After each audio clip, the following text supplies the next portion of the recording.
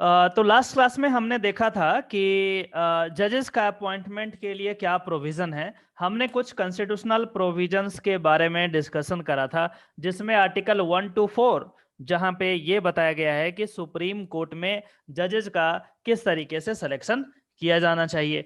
ठीक उसी प्रकार से हमने ये भी देखा था कि माननीय हाई कोर्ट में किस तरीके से अपॉइंटमेंट का क्या प्रोविजन है, उसके बारे में भी हम लोगों ने बात की थी कि किस तरीके से होगा। आप में से कोई लोग बता सकते हैं मुझे कि हाई कोर्ट में जो सिलेक्शन होता है जजेस का, वो आखिर किस आर्टिकल से गवर्न होता है? आप में से कोई बता सकते हैं? Sir article sir number 217। 217।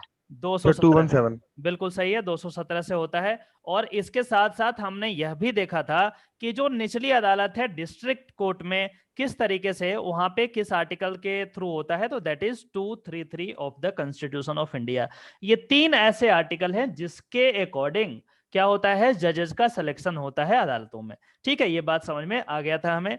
और हमने ये देखा था कि क्या क्या क्राइटेरिया है, कौन कौन से लोग जज के पोस्ट पे अपॉइंट करे जा सकते हैं गवर्नमेंट के द्वारा, उसके बारे में हमने ये देखा था। हमने ये भी देखा था कि जब भी अपॉइंटमेंट ऑफ जजेस की बात आती है तो जुडिशरी की जो इंडिपेंडेंस है उसको ध्यान में रखा जाता है। और इसीलिए हम कहते हैं कि हमेशा क्या करते हैं कि सीजेआई और यदि हाई कोर्ट का हो तो हाई कोर्ट के जो चीफ जस्टिस हैं उनका कंकरेंस लेना जरूरी होता था। जो हमारा प्रोविजन है, कॉन्स्टिट्यूशन खुद कहता है कि यदि जज का अपॉइंटमेंट करना है तो ऑब्वियस सी बात है आपको क्या करना होगा। यदि सुप्रीम कोर्ट में करेंगे तो चीफ जस्टिस ऑफ इंडिया से कंकरेंस लेना होगा।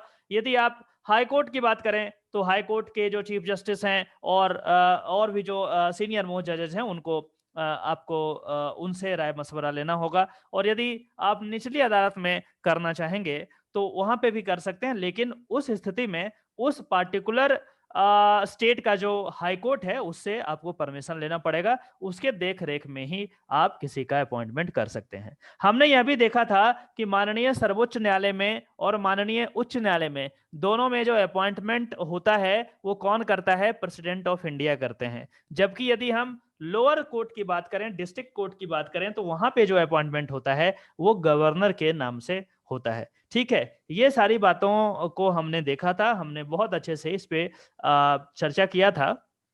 तो ये जो चीज है बस मैं रिकैप कर रहा था कि किस तरीके से ये चीजें होती है। लेकिन ये तो प्रोविजंस जो हैं वो लिखे गए हैं, वो कहीं ना कहीं कॉन्स्टिट्यूशन में दर्ज है कि इस तरीके से होना चाहिए। लेकिन अब क्वेश्चन ये आता है कि क्या एक्चुअल में वैसा ही होता है जैसा लिखा गया है? आप में से कितने लोगों को पता है? आप अपना राय दीजिए। क्या एक्चुअल में जो लिखा गया है कॉन्स्टिट्यूशन में, क्या प्रैक्टिस में वैसा ही होता है क्या अपॉइंटमेंट ऑफ जजेस के बारे में? किसी को कोई आइडिया है तो 1-2 मिनट आप शेयर कर सकते हैं, कोई इशू नहीं है।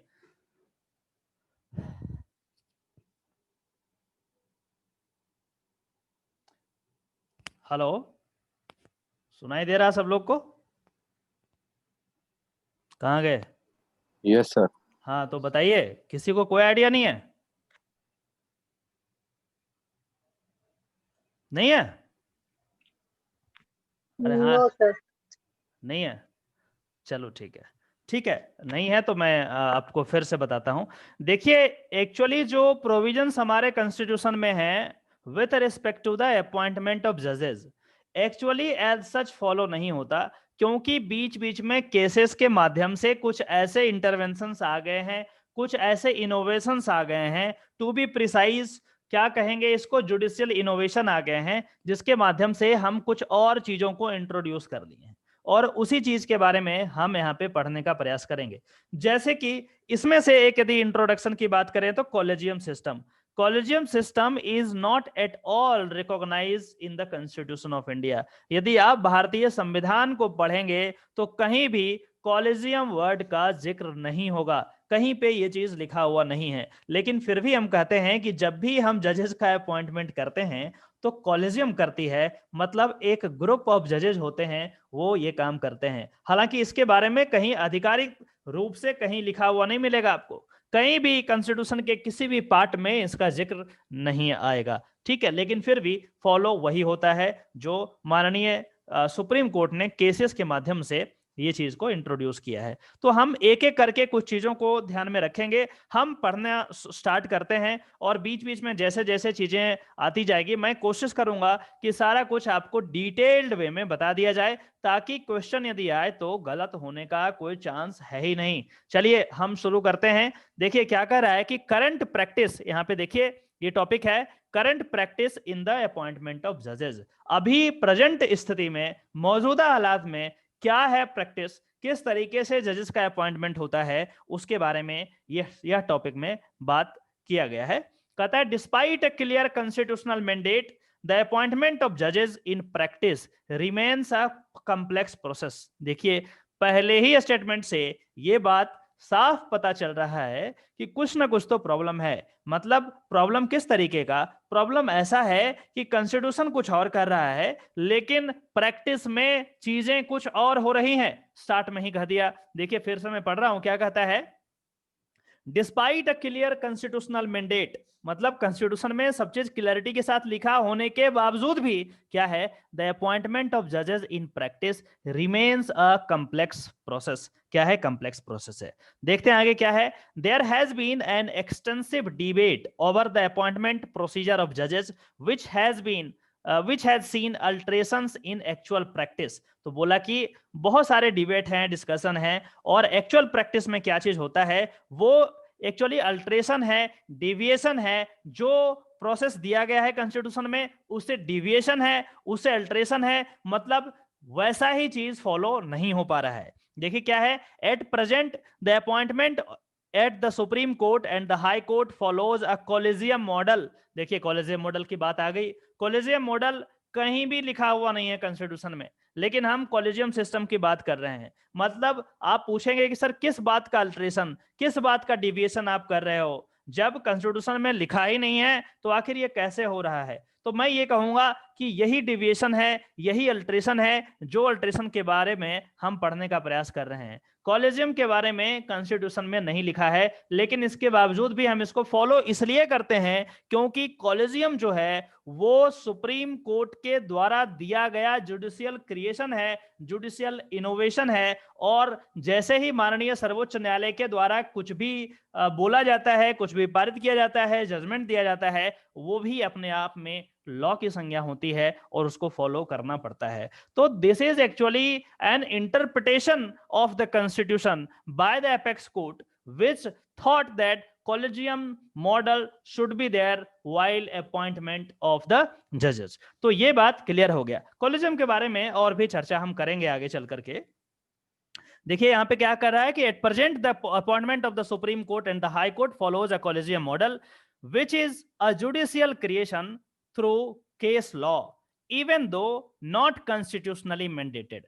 तो यदि क्वेश्चन ये आएगा कि क्या कॉलेजियम कॉन्स्टिट्यूशन में लिखा हुआ है, तो आप लिखेंगे नहीं जी, नहीं लिखा हुआ है। तो फिर क्वेश्चन ये आ सकता है कैसे आ गया, तो कहिएगा कि केस लॉ के माध्यम से आ गया। तो क्या केस लॉ का मान्यता लॉ का होता है? तो आप बोलेंगे कि आर्टिकल 141 में कहा गया है कि जो भी चीज सुप्रीम कोर्ट बोलेगा वो क्या होगा, लॉ की संज्ञा दी जाएगी उसको, और निचली अदालत जितनी भी है उस पे वो मान्य होगा, उसको फॉलो करना ही पड़ेगा।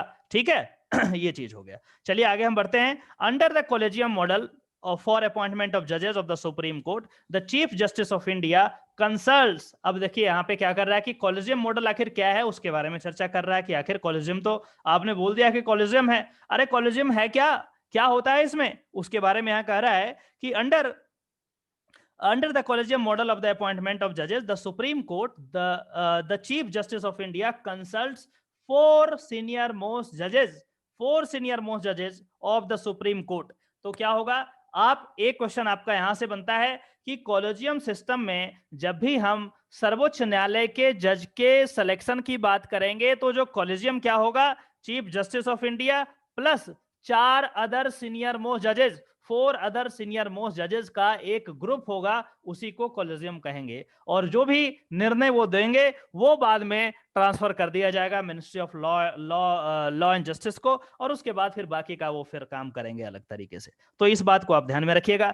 द चीफ जस्टिस, यहां पे देखिए क्या लिखा हुआ है, the chief justice of India sends his recommendation to the union minister of law and justice who then puts up the same to the prime minister. ठीक है, समझ में आ गया। अब देखिए यहाँ पे क्या कर रहा है कि देखिए कॉलेजियम कैसे काम करता है उसके बारे में एक्चुअली यहाँ पे बात कर रहा है। ये कह रहा है कि कॉलेजियम कैसे काम करेगा। कॉलेजियम बेसिकली क्या करेगा, सबसे पहले वो डिस्कशन करेगा और डिस्कशन करने के बाद क्या करेंगे, 4 सीनियर मोस्ट जजेस with the chief justice of India वो डिस्कस कर लिया कि हाँ भैया इसके नाम को हमें फॉरवर्ड करना है, इसको जज बनाना है। अब क्या होगा, वो किसको सेंड करेंगे, वो union minister of law and justice को क्या करेंगे, उसको नाम फॉरवर्ड कर देंगे। देखिए यहाँ पे चीज लिखा हुआ है। उसके बाद क्या कहता है कि who then puts up the same to the prime minister, और फिर जो union minister of law and justice हैं वो पीएमओ को भेजेंगे वो चीज कि सीजेआई प्लस कॉलेजियम से ये रिकमेंडेशन आया है, आप इसे विचार कीजिए। ठीक है, अब देखिए क्या होगा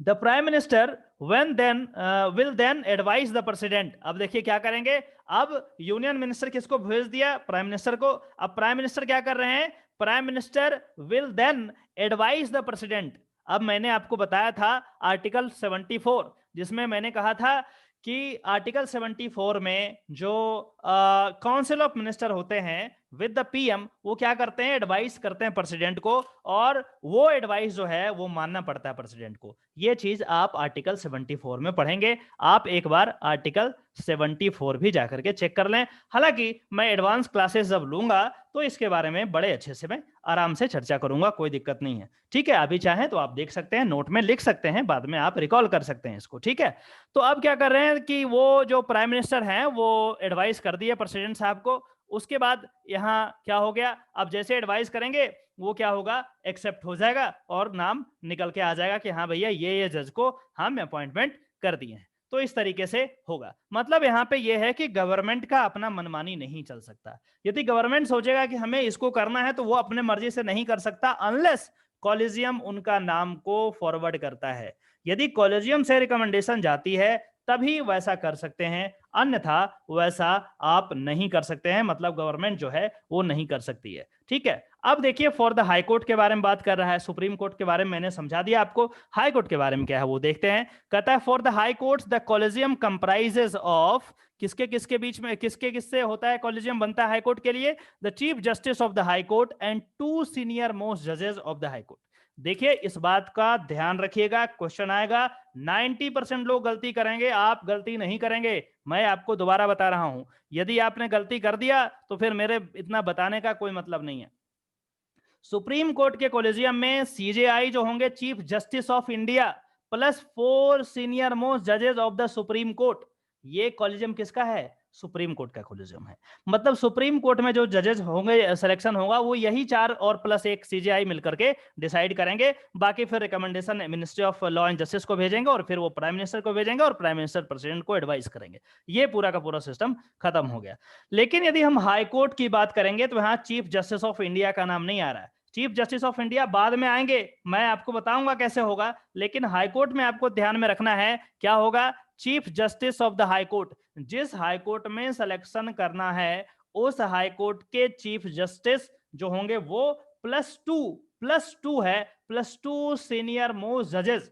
क्या हो जाएगा, यहाँ पे 3 जजेस का है कॉलेजियम और वहां पे 4 + 1 5 जज का कॉलेजियम है। समझ में आ गया बात को। तो ये चीज आप ध्यान में रखिएगा, इसमें गलती नहीं कीजिएगा। High court and 2 senior most जजेस of that high court, the chief justice conveys his recommendation to the chief minister of the state and the governor of the state। अब देखिए हाई कोर्ट के सिलेक्शन में क्या होता है, ये जो कॉलेजियम होंगे वो अपने रिकमेंडेशन को किसको भेजेंगे, वो अपने रिकमेंडेशन को चीफ मिनिस्टर और गवर्नर ऑफ द स्टेट को फॉरवर्ड कर देंगे कि मुझे लगता है, ये कॉलेजियम को लगता है कि ये बंदे का नाम जो है जज के लिए नियुक्त किया जाए, इसको आप नियुक्त कीजिए।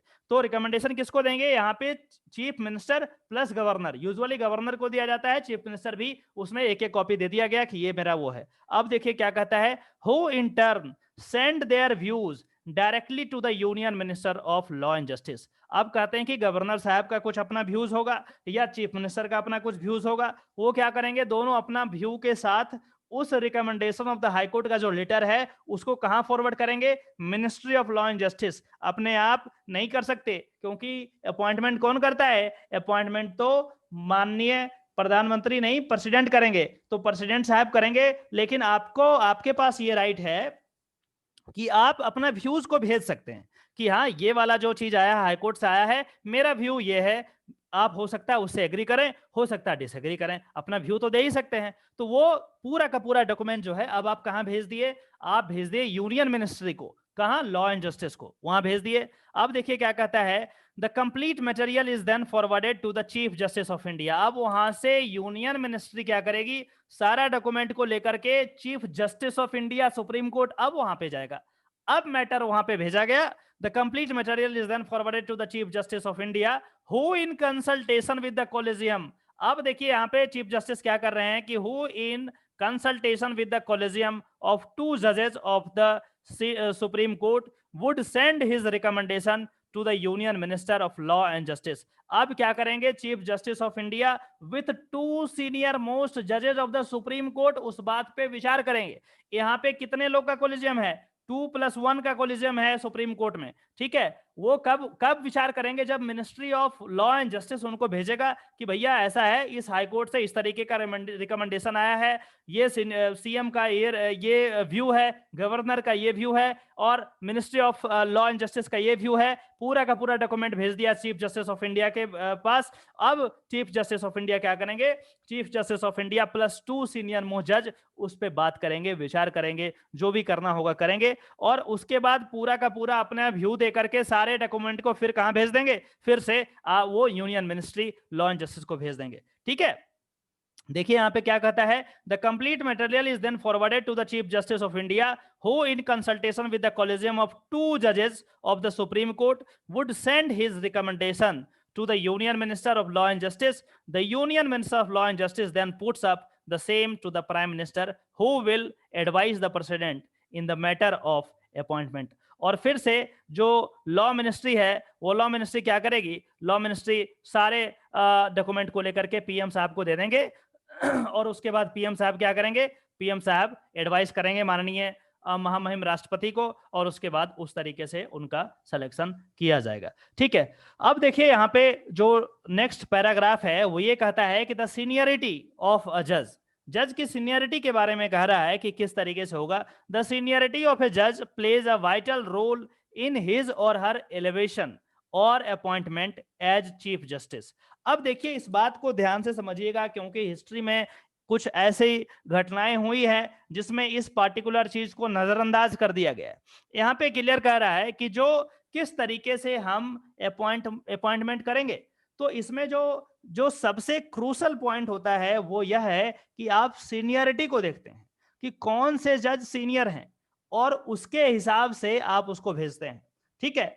ऐसा ही होता है प्रैक्टिस में, ऐसा ही होता है। हालांकि इमरजेंसी के दौरान इस तरीके का जो सीनियरिटी का कंसेप्ट था उसका वायलेशन हुआ था इंदिरा गांधी के द्वारा, जिसका रिपरकशन जो है आपने देखा इमरजेंसी के फॉर्म में, और बहुत तरीके का प्रॉब्लम उसमें आया है, ये बात भी सही है। लेकिन यहाँ पे कह रहा है कि किस बेसिस को, क्या आधार बना करके आप ऐसा करेंगे, किसके नाम को आप फॉरवर्ड करेंगे। तो सीनियरिटी जो है उसमें सबसे बड़ा फैक्टर है। वही कह रहा है कि द सीनियरिटी ऑफ जजेस pledge a vital role in his or her elevation or appointment as chief justice for initial appointment as a जज इन a high court for those from the lower judiciary inter से seniority does matter and for elevation of advocate from the bar relative merit matters. अब देखिए इसमें ये कह रहा है कि कोई जरूरी नहीं है कि हमेशा सीनियरिटी की बात करेंगे, अलग अलग प्रोसीजर है जज बनने का। यदि आप जुडिशियल ऑफिसर्स को आप हाईकोर्ट में नियुक्त करना चाहते हैं जो लोअर जुडिशरी में काम कर रहे हैं, मैंने आपको बताया था ना कि जो डिस्ट्रिक्ट कोर्ट में 10 साल से ज्यादा का जो है जुडिशियल ऑफिसर रहे हैं, तो उस स्थिति में उनको डायरेक्ट हाई कोर्ट में भी इलेवेट किया जा सकता है। लेकिन उसके साथ साथ एक और फॉरम था जिसमें हमने यह भी कहा था कि वैसे वकील जो 10 साल के लिए हाई कोर्ट में प्रैक्टिस कर चुके हैं उनको भी क्या किया जा सकता है, उनको भी डायरेक्ट एलिवेट किया जा सकता है माननीय उच्च न्यायालय में, मतलब हाई कोर्ट के जज बनाए जा सकते हैं और सर्वोच्च न्यायालय के भी जज बनाए जा सकते हैं। ये बात मैंने कहा था। तो यहाँ पे कह रहा है कि जो हम जुडिशियल ऑफिसर के एलिवेशन की बात करेंगे तब हम सीनियरिटी को ध्यान में देंगे, ज्यादा वाइटल वो होगा। लेकिन जब हम एक वकील को, एक एडवोकेट को हम डायरेक्ट यदि जज बनाना चाहेंगे तो उस सिचुएशन में क्या होगा, उस सिचुएशन में उसके मेरिट को देखना पड़ेगा, क्योंकि वकील बहुत सारे होंगे जो 10 साल का प्रैक्टिस करेंगे। उस सिचुएशन में सारे लोग को नहीं बना सकते हैं। तो क्या होगा, हम मेरिट को देखेंगे कि कौन सा वकील जो है वो मेरिटोरियस है, कौन सा वकील इसका हकदार है, जो इस पोजीशन को बहुत अच्छे से सर्व कर सकता है, और इस तरीके से हम उसका सिलेक्शन करेंगे। तो इस तरीके से यहाँ पे क्या कह रहा है, मैं दोबारा पढ़ रहा हूं। द सीनियरिटी ऑफ ए जज plays a vital role in his her elevation to the appointment as Chief Justice. The initial appointment as a judge in the High Court for those from the lower judiciary interstate seniority does matter, and for elevation of advocates from the bar relative merits matter. Merit की जरूरत होती है, कितने cases आपने किए हैं, कौन कौन सा जजमेंट में आपका नाम है, क्या क्या आर्गुमेंट आपने दिया है, कौन सा लैंडमार्क केसेस आपने करे हैं, क्या आपको कभी एमिकस क्यूरे अपॉइंटमेंट करा गया है, क्या जज के तरफ से आपको कभी रिक्वेस्ट करा गया है कि इस पार्टिकुलर केस को आप प्लीज देख लीजिए, है ना, आप फ्रेंड ऑफ द कोर्ट बन जाइए। इन तमाम चीजों को ध्यान में रखा जाता है और उसके बाद यह निर्णय लिया जाता है कि आपको अपॉइंटमेंट करना है या नहीं है। अब देखिए क्या कह रहा है, the collegium model considers the relative merits of those judge advocate in the zone of consideration for elevation with reference to their judgment and cases. अब देखिए यहाँ पे कह रहा है कि जब हम मेरिट की बात करेंगे तो आखिर किस चीज को ध्यान में रखेंगे। यदि आप जज हैं तो आपने किस तरीके का जजमेंट को डिलीवर किया है, उसका क्या सोशल इंपैक्ट पड़ा है, क्या सोसाइटी में पॉजिटिव चेंजेस आए हैं, आपने कितने केसेस को सॉल्व करा है, क्या आपका जो एनुअल ईयरली जो कॉन्फिडेंशियल रिपोर्ट है वो पॉजिटिव है या नहीं, कहीं ऐसा तो नहीं कि आपने लॉ का वायलेशन किया है, कहीं ऐसा तो नहीं आपके ऊपर कंटेम्प्ट ऑफ कोर्ट का केस चला है। इन तमाम चीज को ध्यान में रखेंगे और यदि सारा का सारा मिला करके एक अच्छा पॉजिटिव फीडबैक जाएगा तो आपका यहाँ पे सिलेक्शन हो जाता है, मतलब आपको एलिवेट कर दिया जाता है। ये तो जज के केस में हो गया, लेकिन वकील के केस में इन्होंने क्या कहा कि इसमें कितने केसेस में आपने आर्ग्यू किए हैं, कौन सा लैंडमार्क केसेस रहा है, कौन सा पॉजिटिव चेंजेस आपने सोसाइटी में लाए हैं, किस तरीके का रोबस्ट आर्गुमेंट आप करते हैं, कहां से आपने पढ़ाई की है, बहुत सारा कंसिडरेशन होता है। और इन तमाम चीजों को ध्यान में रखते हुए क्या होता है, कॉलेजियम आपके नाम को सिफारिश करती है गवर्नमेंट को, और गवर्नमेंट को फाइनली क्या करना पड़ता है, उनको इलेक्ट करना पड़ता है। अब एक क्वेश्चन जो इसमें नहीं मिला है कि सपोज सुप्रीम कोर्ट में जज का सिलेक्शन करना है और सुप्रीम कोर्ट का कॉलेजियम जो है वो क्या करे, वो नाम को रिकमेंड करे, नाम को रिकमेंड कर दिया कि हाँ भैया इसका जो है आप सीनियर इसमें जो है सुप्रीम कोर्ट में जज बना दीजिए, आप इसको अपॉइंट करें।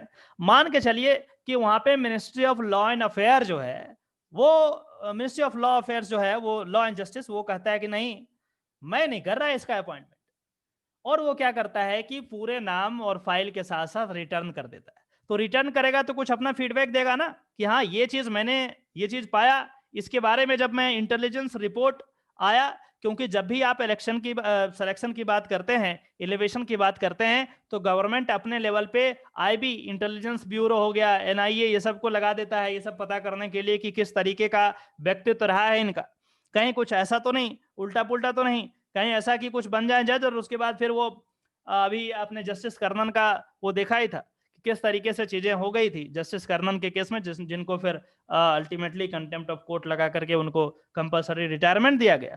तो कहीं ऐसा तो नहीं कि फिर एक बार क्योंकि ये इतना वाइटल पोजीशन है कि एक बार यदि आप बैठ गए इस पे तो फिर गवर्नमेंट को पानी पिला सकते हैं आप।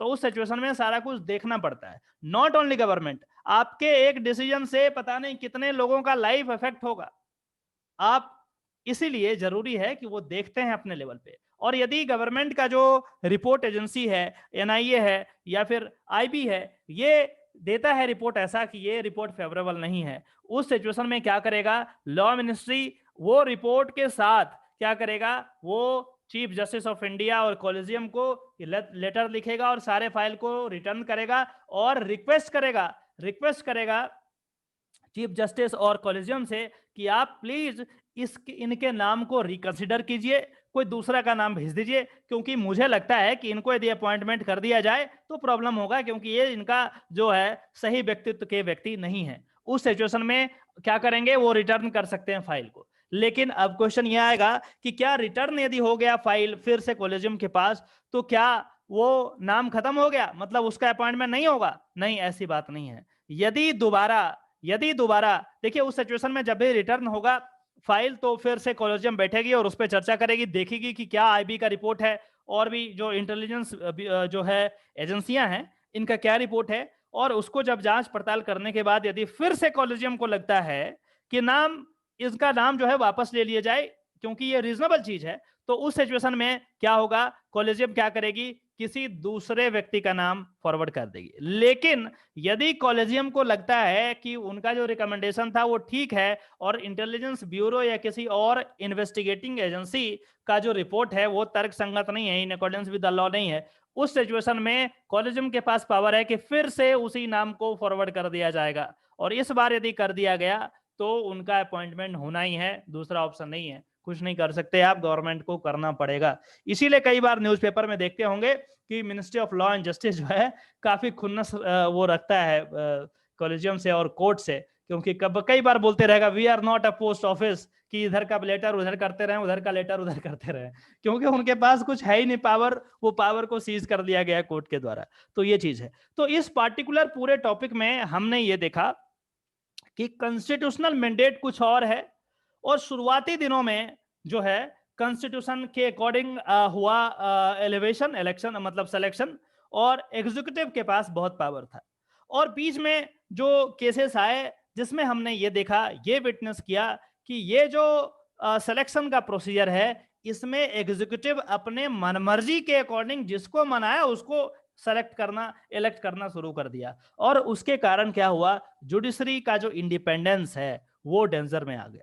तो इसके इंडिपेंडेंस को बचाने के लिए क्या हुआ, कई बार केसेस करे गए। आप जब केसेस का एनालिसिस करेंगे, फर्स्ट जज केस, सेकंड जज केस, थर्ड जज केस और अब तो फोर्थ जज केस, हम आगे पढ़ेंगे इसके बारे में, ये सब आ गया। तो शुरुआती दिनों में क्या था कि जो प्राइमेसी था, जो ताकत था, वो एग्जीक्यूटिव के पास था। उनकी मर्जी, जिसको इलेक्शन में जिनको इलेक्ट करना होगा उसको कर देते, मतलब सेलेक्ट करना, एलिवेट कर देते उसको। लेकिन बीच में फिर जब ये चीजें कॉम्प्लेक्स होती गई, जब प्रॉब्लम आता गया, तो उस सिचुएशन में सुप्रीम कोर्ट ने ये कहा कि नहीं, आपका प्राइमेसी नहीं होगा, अब कॉलेजियम काम करेगी, कॉलेजियम का फॉर्मेशन कर दिया। और उसके बाद सारा पावर जो इधर एग्जीक्यूटिव के पास था, सारा पावर को स्नैच करके सुप्रीम कोर्ट ले लिया। ठीक है, उसके बाद कुछ और केसेस आए जिसमें यह कहा गया कि एक मिडिल पाथ लेना जरूरी है, दोनों का कंकरेंस जो है वो जरूरी है, गवर्नमेंट का भी जरूरी है और कोर्ट का भी जरूरी है। ऐसा कुछ कीजिए कि सांप भी मर जाए और लाठी भी ना टूटे, आपकी भी बात रह जाएगी, प्राइमेसी वाली जो इंडिपेंडेंस ऑफ जुडिशरी की बात करते हैं, और गवर्नमेंट को भी अपना इनपुट इसमें देने दीजिए। तो कुछ इस तरीके की बातें हुई, लेकिन कोर्ट पे ज्यादा फर्क इस तरीके का अभी तक ऐसा नहीं पड़ा है। हाल फिलहाल एनजेएसी आया था जिसमें हम कहते हैं कि नेशनल जुडिशियल अपॉइंटमेंट कमीशन की बात मोदी साहब ने किया था, जैसे ही उन्होंने पावर में 2014 में आए, यही स्टार्ट किया था, मगर उसमें भी कोर्ट ने पूरे के पूरे एक्ट को उन्होंने खारिज कर दिया। क्या कर रहे हो यार, माइक तो बंद कर दो अपना। अभिलाषा माइक बंद कीजिए अपना।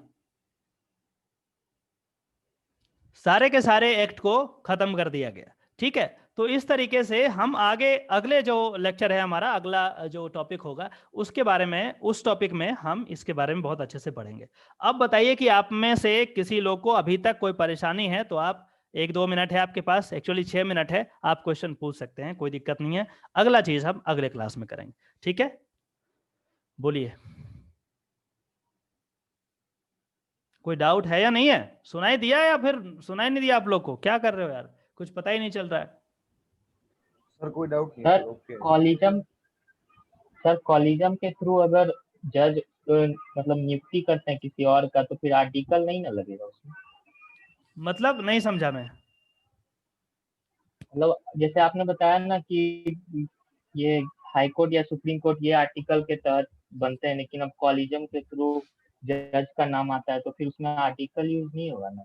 आर्टिकल यूज होगा, बिल्कुल होगा आर्टिकल यूज, क्योंकि आर्टिकल के बिना फिर कैसे होगा? जब भी आप देखेंगे कोई भी ऑर्डर गवर्नमेंट का जो प्रेसिडेंट निकालेंगे, तो प्रेसिडेंट तो हमेशा उसी आर्टिकल को यूज करके ही अपॉइंटमेंट करेंगे। प्रेसिडेंट कैसे करेंगे? जज तो जो कॉलेजियम है वो नाम को रिकमेंड कर रहा है और इनडायरेक्टली इस तरीके का पावर ले लिया है कि आप उसको डिनाई नहीं कर सकते। लेकिन जब प्रेसिडेंट ये अपॉइंटमेंट करेंगे तो वो जो लेटर आएगा उसमें तो ये लिखा ही रहेगा कि प्रेसिडेंट, माननीय प्रेसिडेंट ने इस आर्टिकल को यूज करके फला व्यक्ति को अपॉइंटमेंट कराए यहाँ का जज। तो वो चीज तो होगा ही होगा, उसके बिना तो खैर हो ही नहीं सकता। तो वो ऑर्डर आप यदि पढ़ लेंगे तो उसमें आपको पता चल जाएगा कि वहां पे आर्टिकल का नाम मेंशन करेगा, मतलब रहेगा वहां पे, आर्टिकल के थ्रू ही होगा, अन्यथा कैसे आप अपॉइंटमेंट करेंगे गवर्नमेंट मतलब इस पोजीशन पे, ठीक है, वो रहेगा उसमें। और बताइए किसी को कुछ और पूछना हो तो। सर मेरे को एक चीज पूछनी थी। हेलो बोलिए बोलिए बोलिए, सुन रहा हूं मैं।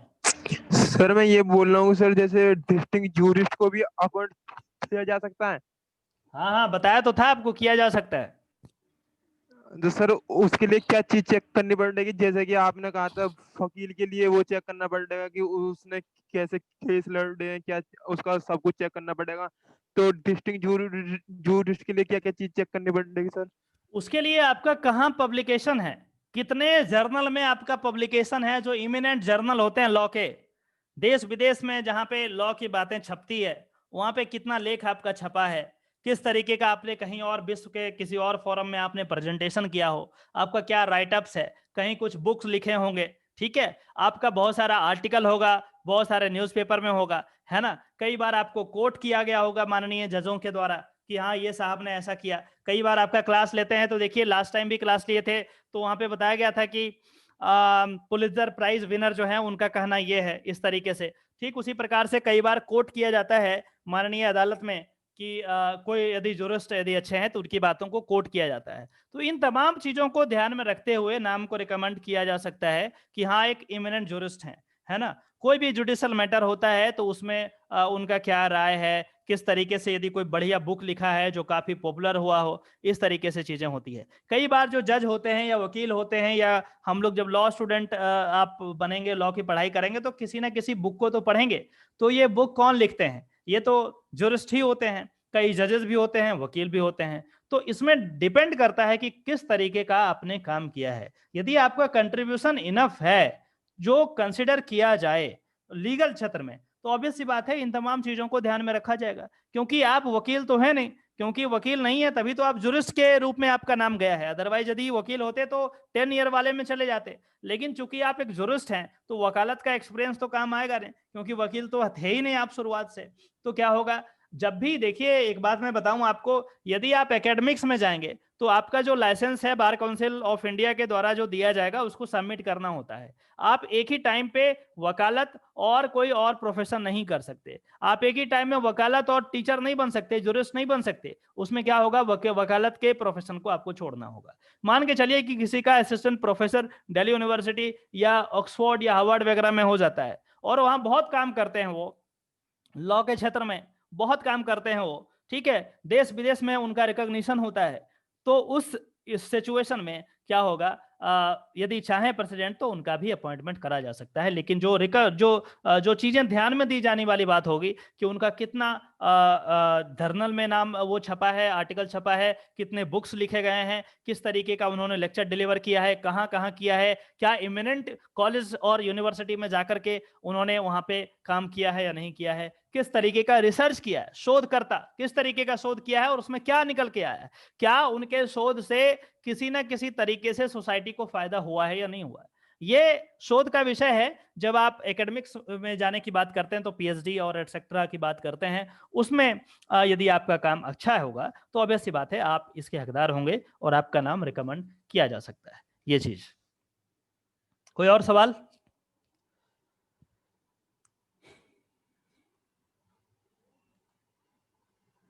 कोई सवाल नहीं है? इतना देर लेक्चर देने के बाद कोई डाउट नहीं है? ऐसे कैसे काम चलेगा? कोई डाउट है? अरे सुनाई दे रहा आप लोग को या नहीं दे रहा? समझ में आ गए सर। सब समझ में आ गया? ऐसा कैसे होगा भाई? कुछ भी डाउट नहीं है? थोड़ा भी नहीं? ध्यान रखना भाई, इसको खत्म करके टेस्ट लूंगा और टेस्ट में यदि अच्छा नंबर नहीं आया ना तब मैं बताऊंगा कि आप लोग चुप क्यों रहते हो। जब आप सब चीज समझ में आ गया तो टेस्ट में भी नंबर आना चाहिए ना, ठीक है ना। तो ध्यान रखिएगा इस चीज का। वो टेस्ट आपको ले लिया जाएगा ये चैप्टर खत्म होते ही, और फिर उसमें यदि अच्छा नंबर नहीं आया ना तो फिर ठीक नहीं होगा, क्योंकि आप क्वेश्चन भी नहीं पूछ रहे हैं। आपके पास टाइम में दे रहा हूँ, क्वेश्चन पूछ लो, फिर भी नहीं पूछ रहे हैं। मतलब चलो ठीक है, कोई बात नहीं, मत पूछो आप। सर एक चीज पूछनी थी। पूछो ना यार, इतना देर क्यों कर रहे हो, पूछो। सर मैं ये पूछ रहा हूँ जैसे कि सुप्रीम कोर्ट को दो इस्टेब्लिश करने के लिए तो जैसे कि हमको दिल्ली में हमारा सुप्रीम कोर्ट है और उसको और कहीं इस्टेब्लिश करना, उसकी दूसरी ब्रांच करनी है इस्टेब्लिश, तो उससे सीजीआई से कंसल्टेशन करना होता है।